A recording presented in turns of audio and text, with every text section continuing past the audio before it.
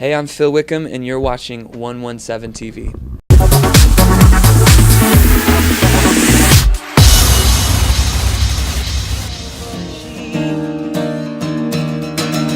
This is amazing grace. This is a failing love.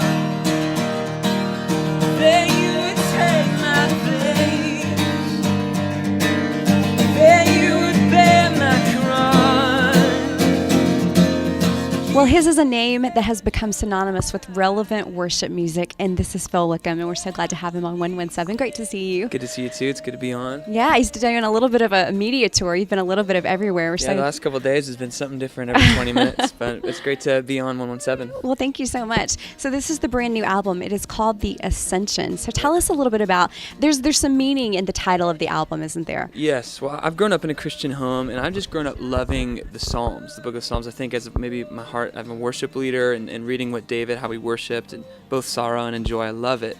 And in the subtitle of a couple of the Psalms, they're actually called Songs of Ascent. Mm-hmm. And a lot of scholars believe that those songs were held for specific moments, and specifically was for when the Israelite people would all gather together at the holy city for these feasts and festivals they would do as it come around every year.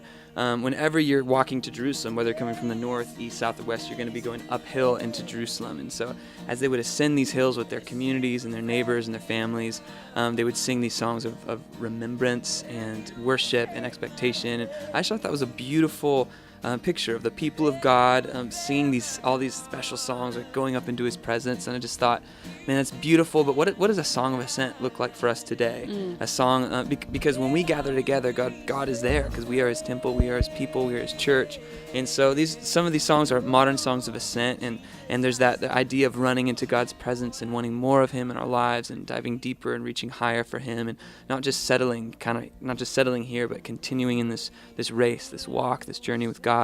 That's like the theme of the record, and so it's called The Ascension. I love it. I love the thought and the meaning that obviously went into the title. What about the songs? Did you write all of them? I wrote most of them on my own, and I co-wrote a couple as well. Yeah, so your lyrics were involved, your personal lyrics were involved in all the songs then. Yeah, I wrote almost all the lyrics, and there's some help there too in a couple songs. Very, very cool.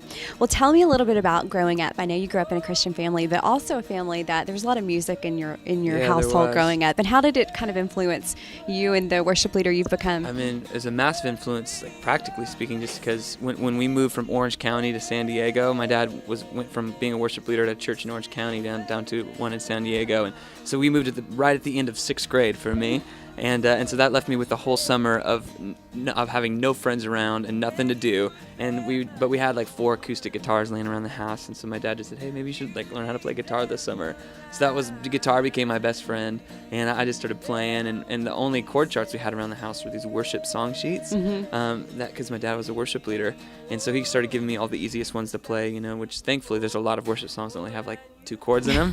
So I started playing those, and so yeah, my parents, as far as being musicians, and my dad teaching me how to play guitar early on, and then having them as examples, great examples really, of what it means to lead worship and to use music to connect people with God. And so they've been a massive part of my growth as a musician and artist. Who breaks the power of sin and darkness, whose love is mighty and so much stronger, the King of glory, the King above all kings.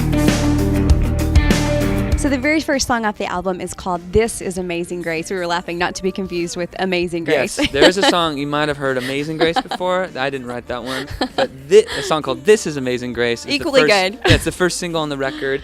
And this is one of the few that I actually co-wrote with some people. This is probably, out of all the songs that I've ever written, took the longest from start to finish. Amazing grace, this is unfailing love, that you would take my place, that you would bear my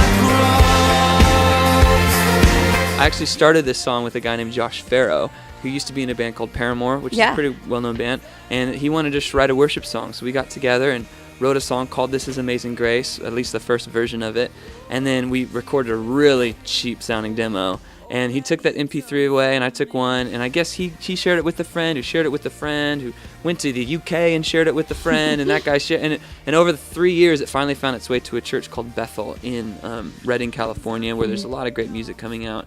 And there's one worship leader there named Jeremy Riddle, who writes great songs, Yes. and he heard it, and they were looking for songs for their new records, so he asked if he could rewrite some of the verse lyrics, and I said sure. And this was like 3 years after we started the song. Long story short, it took like 3.5 years from the beginning of the song to the end, and I'm so happy that Jeremy got his hands on it and rewrote the verses, because they're way better than what we had at first. And so now I put it on my record as well, and it's a song that celebrates the love and grace of God, that this King of Glory who speaks stars into existence and created all things and holds it all in his hand would meet us where we're at, and through Jesus, and die on a cross for our sins that we might be set free. And it's just a celebration of that grace and that act of love that God has shown us. I love it. It's always great to hear the story behind the song and how it made its way to our radio to hear, or to our CD to enjoy it. That one took a long journey for sure. Yeah, it did. Well, thank you so much. Are you touring? What's coming up next to promote this album? Well, this record's coming out very soon, or maybe it's out now, depending on when you're watching this. And I think we're out every weekend, Thursday, Friday, Saturday, Sunday for the rest of the year, pretty much, playing in different places, all the way from California to Indianapolis and the East Coast in Florida. So hopefully if you go to philwickham.com, you can see the tour schedule, and if I'm coming anywhere near you guys, I'd love to see you out there to come out and be a part of these nights of worship that we're doing. And next, I think we're already into booking a fall tour for 2014. So wow. we're just got a lot planned, and really excited for next year as well. That's awesome. You do not want to miss him on tour. Be sure to go to his website and check out the dates and see what city nearest you that he's coming to. Thank you, Phil. We appreciate your time. Thanks for having me on. This is amazing grace. This is unfailing.